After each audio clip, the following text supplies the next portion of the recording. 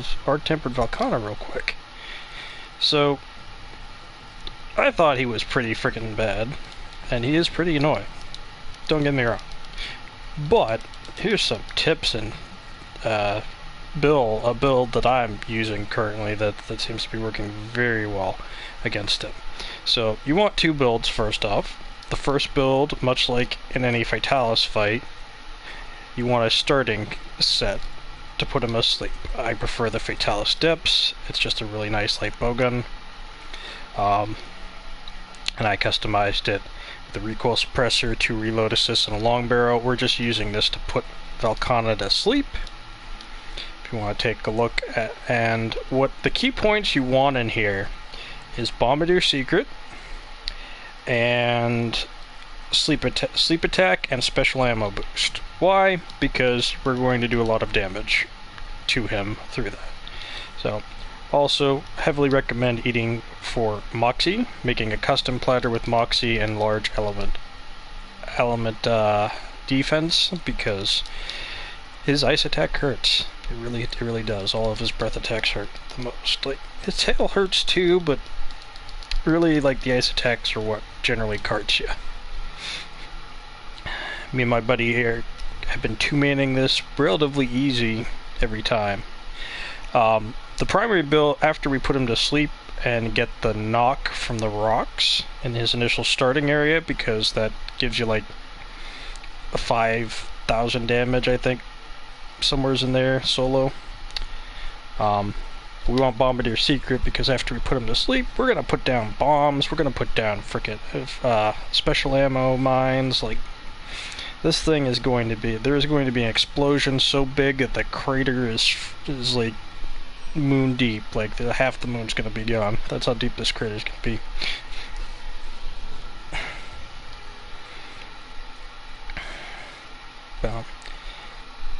I mean, my buddy were finishing it before the time even ran up with like 5-10 minutes left. Actually, last time was 7. That was our fastest run yet. Yeah. Alright. So this is how we start. Usually you only want one person going in to do the sleep, and I forgot to grab my sleep ammo. Alternatively, what my buddy Eric here has been doing has been just running in with a freaking ghillie mantle on so he doesn't take aggro, because putting Velkana to sleep under the rocks gets a lot more trickier if you you have two people running around. Like, if one person's just having the aggro, it's just freaking, she comes at you, you get her under the rocks, you put her to sleep, and that's c'est la vie. Like with Fatalis, a really good start will get you pretty freaking far, actually. So you want to make sure she's under that rock, like most of her body, preferably all of it. It doesn't have to be that rock, it can be either rock. Like, see, there's these two rocks right here, that one and that one. Right now she's asleep, so my buddy's gonna come in, he's gonna put down frickin' bombs. He also is running light bow guns. We're gonna put down these sticky mines all over the place around here. I like to spread them out just in case. And then I'm gonna throw on my temporal mantle because that has true shot jewels in it, and we're gonna shoot down the crystal, doing 9k damage. That's actually pretty good damage. We're gonna get Velkana over here and maybe get the other crystal down. There we go. So that's a lot of damage we just put out. We're gonna melee this a couple times till all these mines disappear, and then we're forecasting out. So that's how I start it. You can do the math, it's a lot of damage. And yeah, I did use my temporal, but I'm running Tool Specialist Secret in my build, and so it comes back really fast. I think it's like 150 seconds or something like that. Like, it goes from 300 to like 150. It's freaking ridiculously fast. It's like 2 minutes. One thing to note is I'm running wide range in here.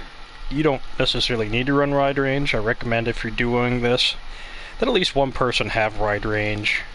And if you think you're likely to faint or having difficulty, definitely run Vigor Wasp. Vigor Wasp is a real nice addition. And one thing I would note, because we just learned it about frickin' Greatsword, I'm not a Greatsword main by any means, but one thing we have learned about Greatsword recently, I'm getting out of here, I do not like that spot, is that you can get to True Charge Slash as long as you have Slinger ammo in like a move. So like hit L2 and then I'm already in True Charge Slash. You don't even need to like fully charge it. You'll get 400 at the end hit. Just pick your moment wisely. Usually when it's attacking the cats or you're not in a breath attack. That's the best time to do it.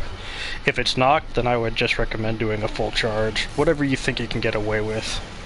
You're just gonna have to play with it for yourself, but like getting the 400 damage off real like freaking fast. Like I tried crit draw builds with this thing, and honestly this is just working way better because we noticed that the more True Charge Slashes we got off, the easier it was to kill him.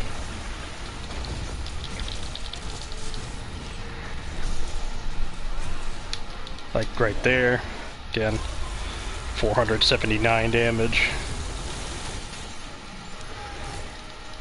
Now for the build I'm running Max Agitator Secret, Max Tool Specialist, Recovery Up, Speed Eating. Like Speed Eating I'd say is a real good one, and Fortify. So even if you do go down, like, you at least get even more damage out.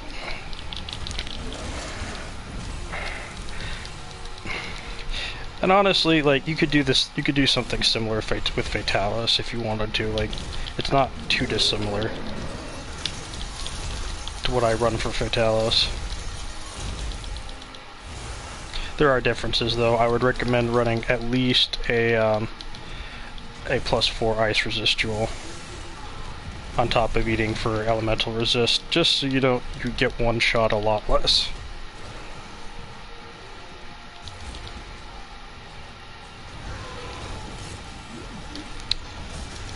I hope you enjoyed this video, and I hope it helped. And see you next time.